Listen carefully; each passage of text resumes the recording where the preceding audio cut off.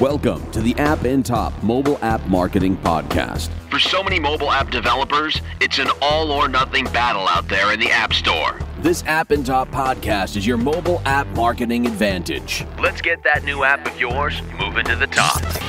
This is the App in Top Mobile App Marketing Podcast. And now your host, Michael Bauer. Welcome.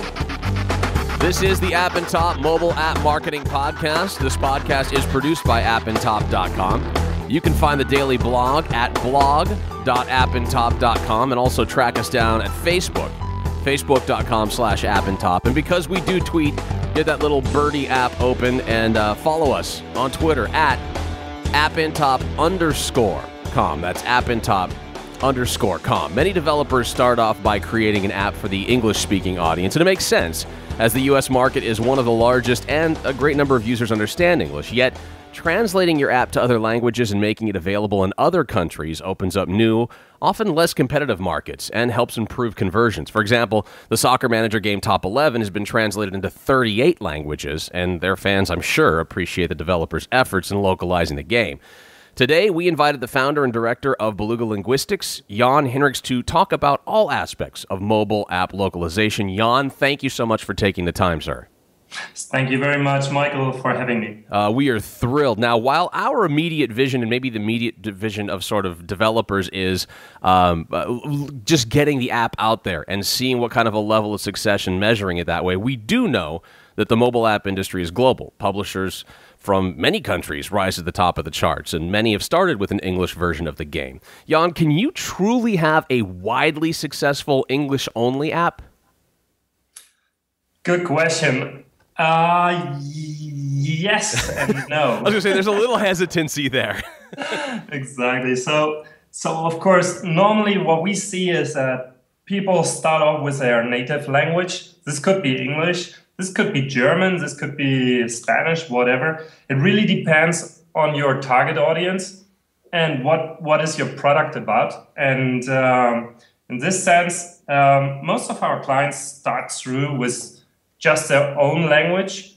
And that this is like the moment where they have to show, is my idea of the app well received by the audience or not? So the first step is really to show that your product is valid and it works and people get excited about it.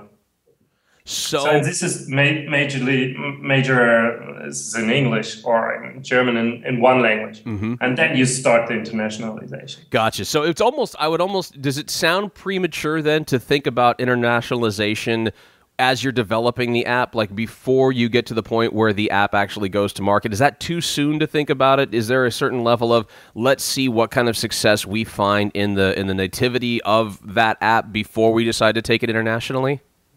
No.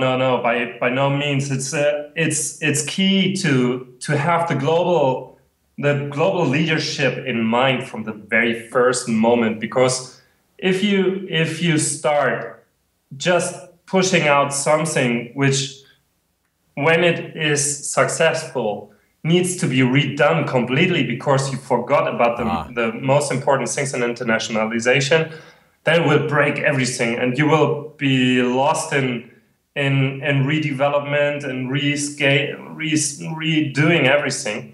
So bearing in mind internationalization at the very first moment when you start programming your app is key, and I really highly recommend it. So let's say from the beginning as a developer, you're planning on that. You've got so you don't have to just scale everything back, start over again and go, well, now we've got to make the worldwide version of the app. When you're talking about localizing an app, what kind of an approach should an app developer choose? Is it best to start with a translation agency, hiring freelancers, or a translation staff of some kind? What's your suggestion?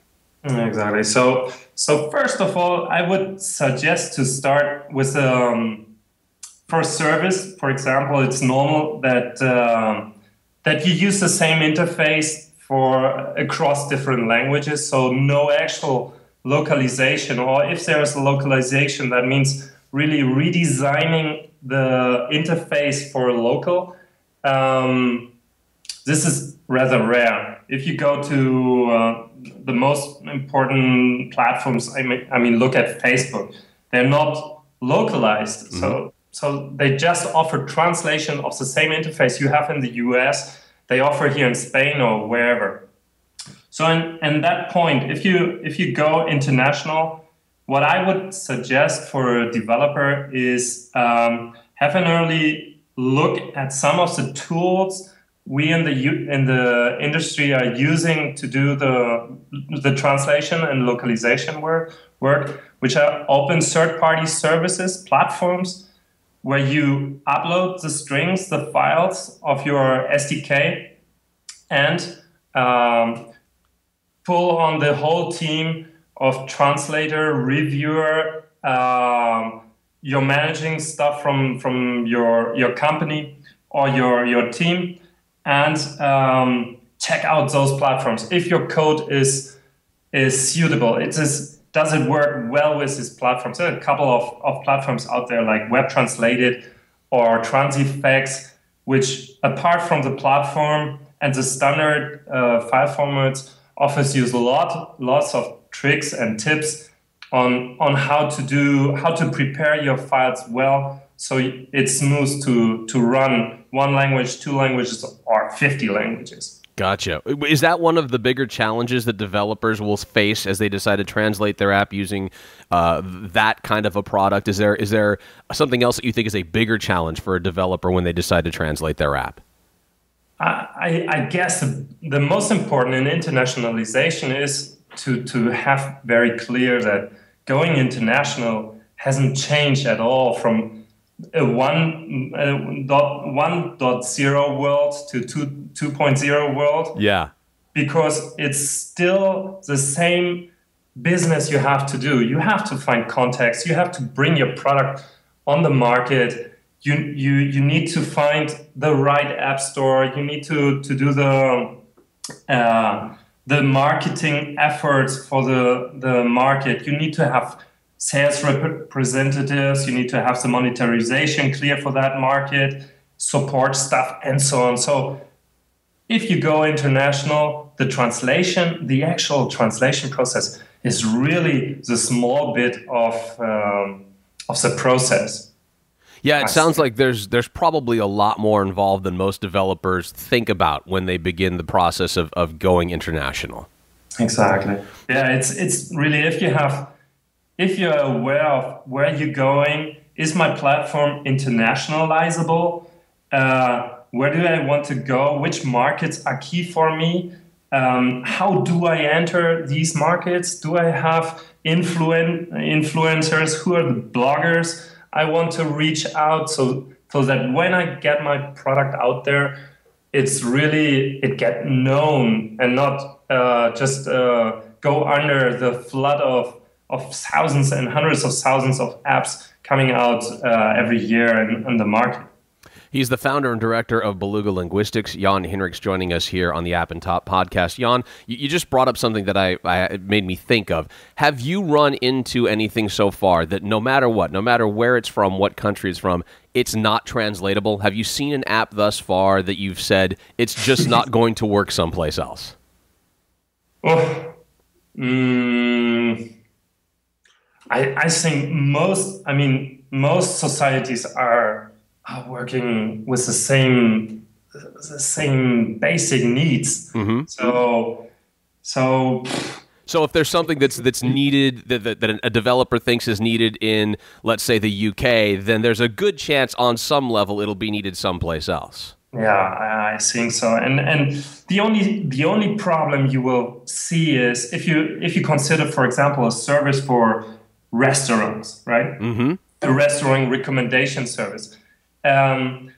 This is hardly scalable because you need a lot of market investment in your team and getting up the restaurants on your service and getting recommendations working well, and so on and so on. And so what normally happens if you're building up a slow growing service, because it's difficult to establish, you will find a copycat in the other markets. Right. This is especially true for China, probably. Now, once you bring this up and you start talking about these things, and I'm sure we'll get into more detail in just a little bit here, but when you're talking about these different parts of your team that you're going to have to need for the globalization and internationalization of your app, where's a good place for an app developer to start to look for those? If I'm wanting to research and begin that front, where do I begin? Okay, so the two considerations you have to do is if you want to translate your app, is it do it myself? So I bring my friends in it and so on. This is an approach that can work, but it's hard to maintain. Yeah. Or choose a professional service for that, which comes in handy. It's fast. Most people have experience, and you can maintain it a long time, but people are probably not, the translators need to get familiar with your product as well. So if you use friends and crowd translation, so you use your own people, your users for the translation, what's really important is not to believe that crowd translation it's easier or less cost expensive than going for professional service. It's different. It has a lot of advantages because people are really motivated about your product if it's so. Like WhatsApp, for example, they push out new translation, new languages so quickly, because it's so popular around the world. Facebook had experienced the same stuff. But you as a developer has to consider it. Is my service really sort of Facebook? Is it really so engaging that I can build up a system around volunteer translators or my own stuff? Or is it better, okay, I concentrate on my key market, get an agency, a translation company, or a freelance translator working with me, and then do it on demand, what I really need.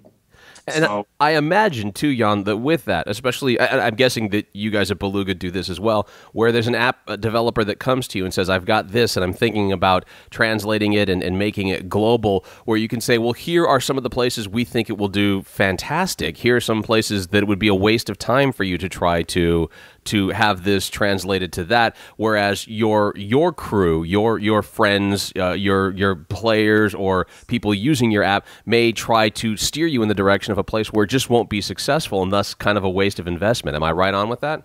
Right. You see, you have always analytics of your app where it is really used.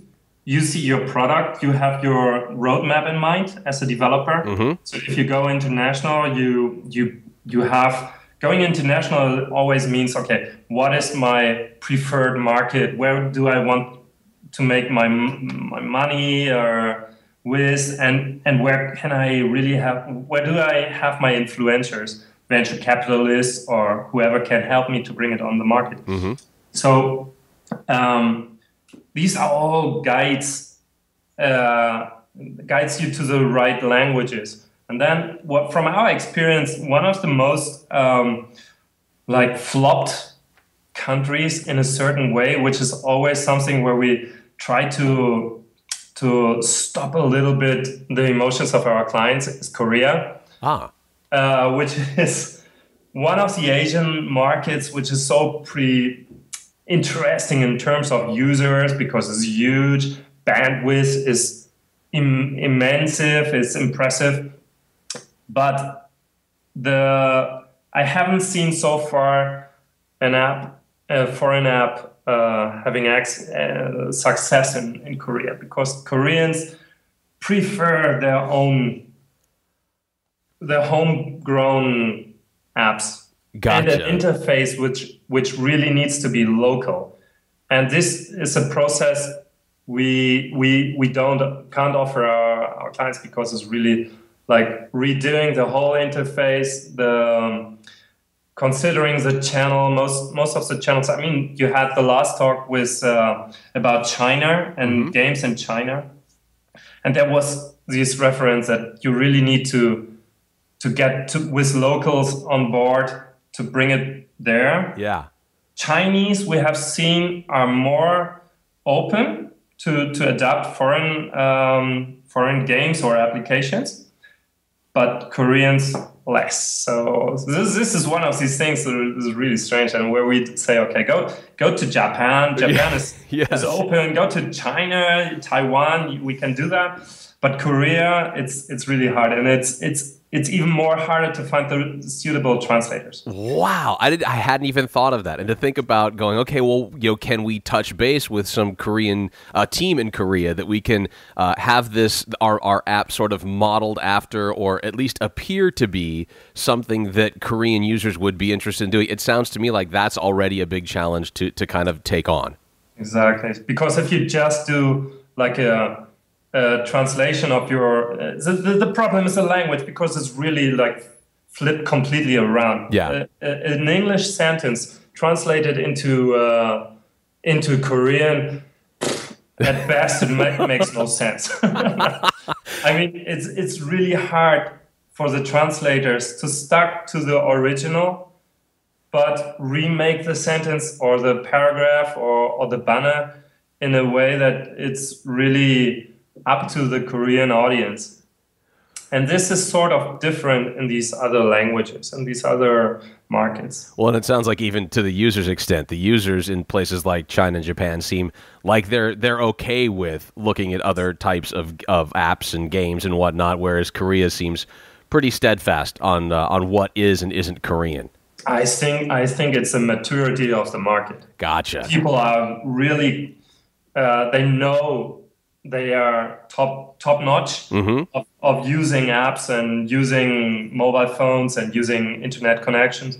So they're sort of like, I don't need to use something foreign. Probably. Wow, I hadn't even thought about that. Jan, here's what I don't want to generalize it too much, but these are some of our experience we had so much. Korean is a sort of headache for translation companies. And see, that's what I'm saying. For developers right now, they would like that information. It's good to know that they aren't thinking, I'm just going to go in and conquer Korea and then have this kind of get thrown in their face going forward. Jan, here's what we're going to do. We're going to take a quick little break. And then when we come back, I'm going to have you take us on a journey that any developer needs to take when making their app localized. I'm going to have you explain the first steps to worldwide domination, or at least worldwide understanding, as we're hearing here. That's seconds away on the App in Top podcast.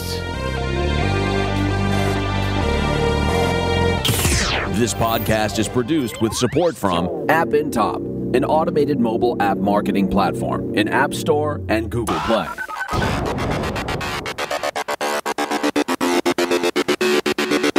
This is the App in Top mobile app marketing podcast. I'm Mike Bauer. Beluga Linguistics offers localization services in 26 languages. It lists Last.fm, Swatch, and Lookout amongst its clients. And Beluga's founder and director, Jan Hinrichs, joins us here on the App in Top podcast. All right, Jan, so Lookout alone has been translated into 10 languages. What, do you have any idea right off the top of your head there how many downloads we're looking at for Lookout in general? The overall download they state right now is 60 million. Oof.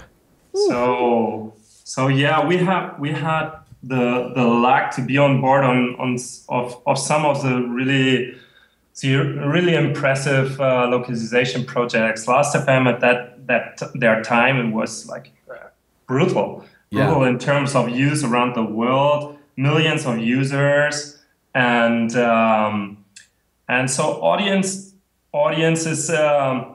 are huge, but the back end, the translation it's really handmade. I mean, this is it's customized. I mean, it's really customized. Exactly. So now, when you're thinking about, as a developer, you're thinking about localization, and you just kind of want to get an idea. Jan, if I ask you to take a look atop the app charts, what percentage of the apps there that are just topping the charts right now would you say are localized? Can't tell you exactly the numbers. It's most because Over most half? apps are going out like first in their native language, and then the top languages. Some use sort of automatic translation. Okay. Machine translation. Mostly, if you go to the app stores, you find a lot of Chinese apps. Exactly. So, and most of them are not up to professional translation. Gotcha. They're all using machine translation in a very cheap way, and they're not caring so much about that. That just brings me up to a question for you guys at Beluga there. You guys have teams, right? Am I correct? For some reason, I feel like my mind says, as I'm walking through the door at Beluga, and I'm literally seeing offices that have nations' names on them or languages' names on them, and somebody says, quick, get me Russian, and then you run down the office almost alphabetically to the R area to go find somebody that's going to help you with that team. How close am I? And Jan, do you guys have teams like that specialize in specific languages for these developers? Yes, but forget about offices. This is really a virtual business because you need all our translators are freelance translators. Okay. Which are sort of team already because we work with a bunch of like 150 translators around the world to do our translation projects, but they are all on board for years. So we are really a big family and know each other very well, know their stories and so on, and collaborate on various projects with them. But all is virtual, all is by email and Skype, because if you live in one place, the culture will change your view of your home country, and your language will start to forget about your about what's really up, what's the slang in the marketing, in the local marketing, and so on. So basically, we prefer people sitting in their home countries because this is our best approach to make sure that people really know well about the environment, the language, the marketing out in the streets they're using. So they are really on the tongue. They really have the right tone at the moment, on the moment of translation. It's sort of having your finger on the pulse because you're there. You know whether that's the slang or what's hot at that time. Having somebody within that market that can help you and your team make the necessary changes for the localization. Exactly. And if we work a lot with Skype and screenshots. Online, the video,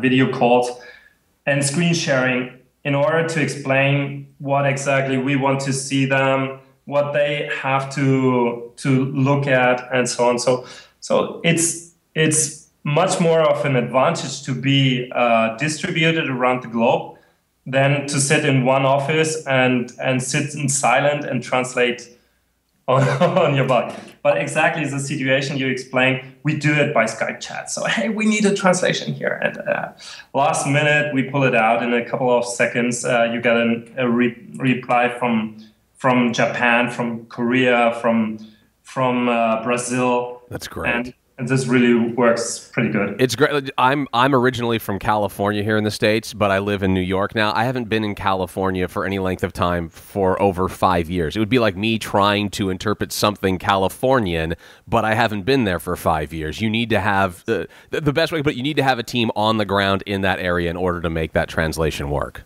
Exactly, and that's our criteria for picking the right translators for each and every project we take. So we look, what's the project, who's the profile, and this is really human resource management, what we do. To find the right person for the right product, and to be aware of ongoing translation, because everything is ongoing today. Exactly. I was going to say, if you have a question, there's somebody you can go to rather than going, why isn't this translation app working for me? What's going on here?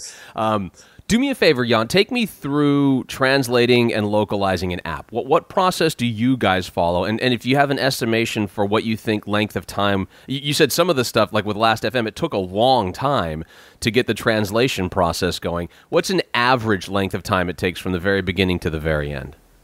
So from the point where clients contact us, normally, if they're a big client like Lookout or Swatch or whoever, they already know exactly what they want, and they are almost ready to start. Okay. So this is one case. The other case is like, hey, we want to translate, but we have no idea. Mm-hmm. So and in that stage, it all gets like little bit back and forth with me, and explaining them what they have to look at before they start the internationalization of their code. So no hard coding, using international standards like Unicode, create strings that have variables in the translatable string, so that when you have like Turkish, for example, it's completely it's the other way around. So you start if you start an English sentence like, "Hi, my name is Michael." In Turkish, it's Michael. My name is. Oh, okay. So if the username is a variable, this variable must be interchangeable for the translator. Gotcha. And this is something, even if it sounds very reasonable, a lot of code is, a lot of developers still think, okay, less code I offer in the string, it's better for the process. Mm-hmm. And this is not the case, because it will break your neck when you want to speed up things, go from one language to 10 languages, from 10 languages to 20 languages. You really have to have some rules in place, otherwise it won't work, and you need to redo everything. Yeah, it would seem to me like, and like you've talked about earlier, that's where, from the concept of starting your app, that's where you start to realize, globalization is something we're going to want to do, internationalization. So maybe there needs to be more fluid coding going on. Exactly.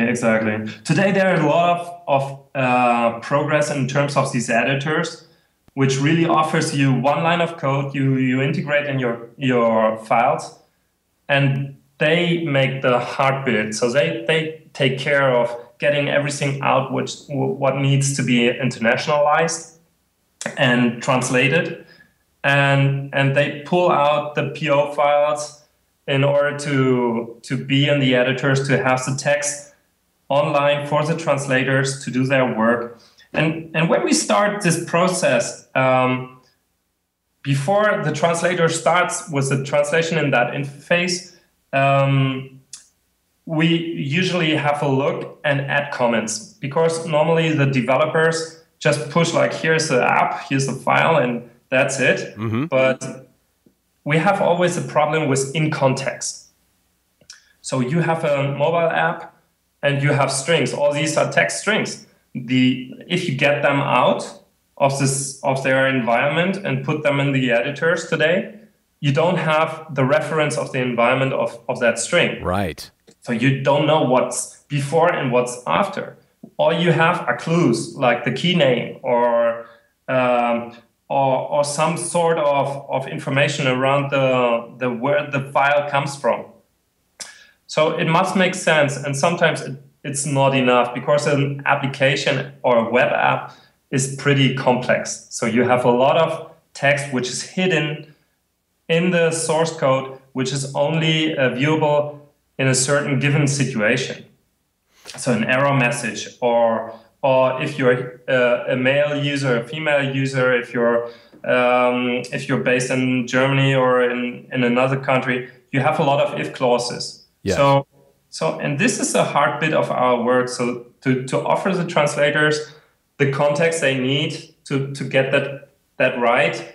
If there's not enough information, go to the client, speak with the client or ourselves, get out the screenshots, put it on the string to give reference. If for mobile apps, it's very important, the text length, because of the translation is growing. When you translate an English phrase into France, you have about 20% longer sentences. Mm-hmm. And of course, if you are just looking on a mobile screen, some parts are really restricted. So you need to put these limitations. You can put them into the editors in the string information so that the translators can't do more than 20 characters or whatever. There's a lot that really goes into this when you think about it. And you mentioned earlier, a group like Swatch or perhaps Lookout or even Last.fm that comes to you said they want to go, globally. They want to make this work globally. Yet you said Last.fm took a long time to get that because of all the customization. What would you say was for you guys the biggest challenge in Last.fm's experience, the biggest challenge you guys faced in getting them to a global level?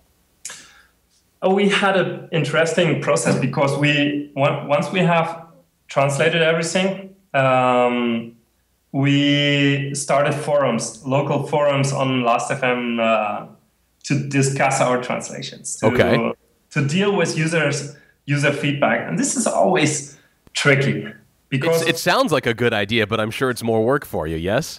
Yeah, and I'm telling this story because if you think about crowd translation, this is exactly what you will find a lot of discussion around a given string and translation.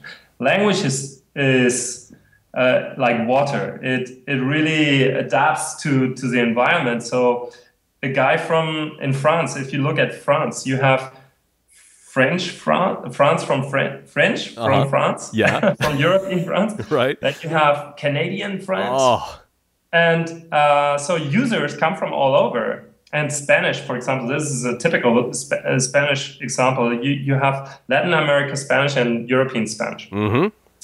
So it's mostly okay for Latin America to read Spanish from Spain, but Spanish users are very aware of a translation done for Latin Americans. Okay. So there that comes to very high level discussions with the users. No, this is correct. This is not correct. And then people are given a lot of opinions. So this is a tricky process where you have to manage emotions of the users, which are of course right because they are the heavy users of the application. Correct.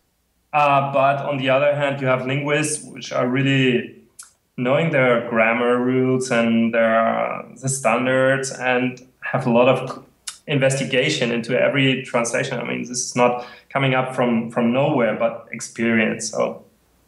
And you have to manage. You have to make sure you don't lose your translators, which guarantee you the ongoing process due to sometimes difficult discussions. Oh, sure. And on the other hand, you need to give the voice to the user. Yes.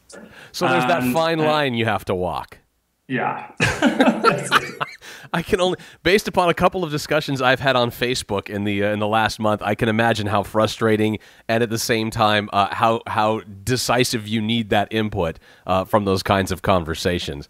Jan, here's what I'm going to do. We're going to take another quick break here. When we come back, I want to find out to what extent does an app developer need to localize their content beyond the language? And, Jan, I'm going to ask you to find somewhere in the Beluga Linguistics crystal ball. Find it someplace in the office there for a quick look into the future. That's coming up in seconds here on the App and Top podcast. This podcast is produced with support from App and Top, an automated mobile app marketing platform in App Store and Google Play.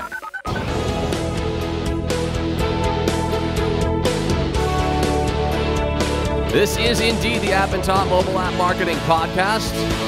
I'm Michael Bauer, your host. We would like to hear from you, so please send us your comments via Facebook at facebook.com, appintop, or tweet us your questions, comments, and thoughts at appintop_com. That's appintop_com. His company, Beluga Linguistics, may not be able to make your app world famous, but he can sure make sure that other parts of the world understand it. So, Jan, I'll ask you to break out the company crystal ball in a second. First, to what extent does an app developer need to localize their content beyond language? You've talked about, I believe, marketing, monetization. What are we really getting into for somebody who's just now approaching the concept of localization? Yeah, of course, you have to be very conscious about your product. You need to know, is your product something that needs to be localized, or can I ship it around the world with the same format? Mm-hmm. So games, especially when you talk about those games of middle age. I mean, you had the last podcast talking about the Chinese world. European middle age concept doesn't work in China. They don't have any idea what the middle age like the lords and so on from Europe. Yeah. But if you go to their middle age time, then you have a pretty good chance to get acceptance in the user base. And so you need to consider in terms of your product, music, for example, can be global, of course, but you need local content. But the interface is the same. If you go for other types of you can do a lot of localization with landing pages. Many of our clients do a standard dashboard concept for their services, but then launch local campaigns or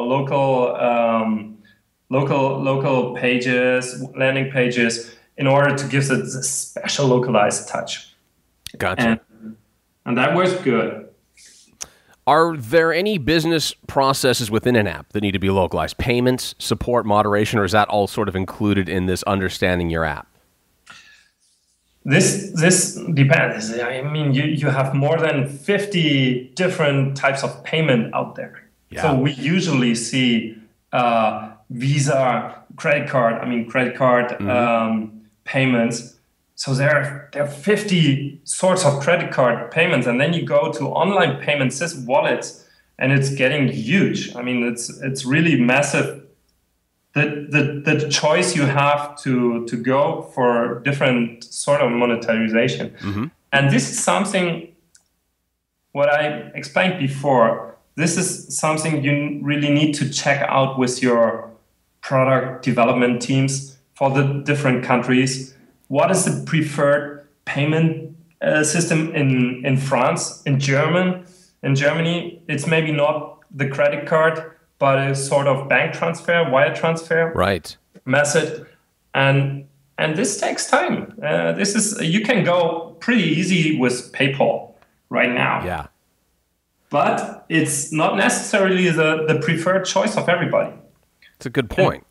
And this is really, and MasterCard or Visa are not key leaders in some markets. And if you go to China, you have to investigate. It brings up a great point here, and I'm thinking about support-wise. You guys have your teams to go to. If there's a question that comes in regards to whatever the app may be and the localization for that language, that country, are there questions sent to your team? Are they sent to you? And then at which point you guys go to the team to get things interpreted? When it comes to overall support for your app and that particular language, how does that process work? So what we have experienced is that major clients usually have their own networks to do the market development. Okay. In those markets. So we are not involved in that part because it's internationalization is really huge. A lot of different areas, and you can't do an all from one hand job. Normally it's marketing agencies, local marketing agencies that helps our clients to get to bloggers, to do the local the landing pages and that stuff. Yeah. And then there are the venture capitalists, which are doing a big job with bringing in contact the CEOs of that companies with the respective partners in those company and those places. So the international area is really distributed. A big chunk of market development work is tunneled through venture capitalists, I think. So they are the first point where the developers, a successful developer, goes to and say, hey, this product is working pretty good. Can you help me establish, like, using your contact network to go to that place or that place, and whom can I talk to? This is done by them. And what we do in our job is we help our clients if it comes to keywords, keyword localization. We do testing. We give them, of course, all the feedback. If they come up with a question, do you think this makes sense to go to that market? Mm-hmm. We have our translators review it and say, okay, yes, basically this makes sense, or probably not. But don't forget, they are translators, and they are not marketing. They're not marketing agencies, right, which do the localization bit. Gotcha. All right, it's time for the final question here, Jan. I don't know which company safe you hold it in, but I want you to sneak past the guards real quick here, Jan, and I want you to pick up your localization crystal ball and tell me about the future. How do you see the process of app localization developing in the next few years? Okay, so what I talked before was this problem of in-context translation, which is sort of difficult. Mm-hmm. This will be going towards, for mobile, especially for mobile, we will see editors like SDK, Babel SDK, which offers you translating your app directly with your mobile phone. So you have a layer on top of your application, and then you can translate one by one every sentence you see on the screen.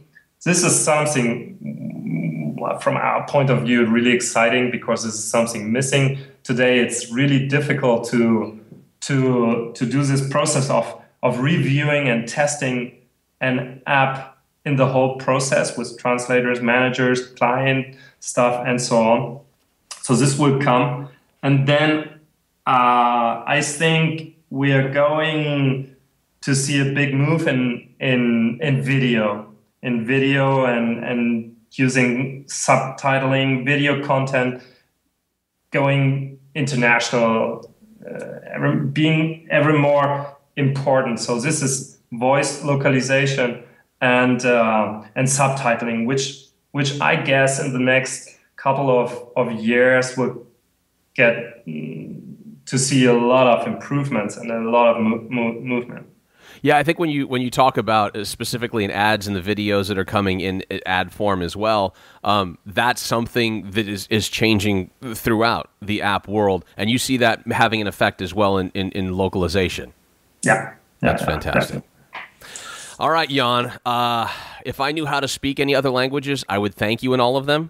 Gern geschehen, I would say in German. There you go. You have been an amazing guide through what could be, I think, for some app developers, an intimidating world of localization. You showed us for 40 minutes that it isn't that intimidating and can be incredibly successful for those who are up for the challenge. And now I say to you, Jan, you are officially free to go. But thank you so much for your time, sir. I appreciate it. Thank you very much, Michael, for having me on your show. It's been a pleasure. And for all of you, thank you so very much for listening. This has been the AdtoApp Mobile App Marketing Podcast. Make sure you visit our daily blog, blog.appntop.com, where you can find all this great information and much, much more every single day. Until next time, I'm Mike Bauer. See ya. The AdtoApp Mobile App Marketing Podcast is produced by appintop.com.